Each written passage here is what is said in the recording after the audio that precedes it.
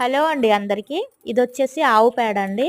3 రోజులు నీటిలో నానబెట్టేసుకున్నాము. బకెట్ నిండా నీళ్లు వేసుకొని. ఆ వీడియో అయితే నేను పోస్ట్ చేశాను. ఇంట్రెస్ట్ ఉండేవాళ్ళు చూడండి. ఈ మొక్క వచ్చేసి ఈ తీగ అడవి కాకరకాయ తీగ అండి. ఇవన్నీ కూడా నేను సీడ్స్ వేసి గ్రో చేశాను. ఎన్ని కుండీల్లో వేశానో అన్నిట్లో కూడా వచ్చేసాయి. అయితే ఈ అడవి కాకరకాయకి ఏంటంటే అది పువ్వులు వచ్చేంత వరకు మనకి తెలీదు అది మేల్ ప్లాంటా ఫీమేల్ ప్లాంటా అనేది. నేను లాస్ట్ ఇయర్ పెట్టాను. ఇవన్నీ సీడ్సే వేశాను.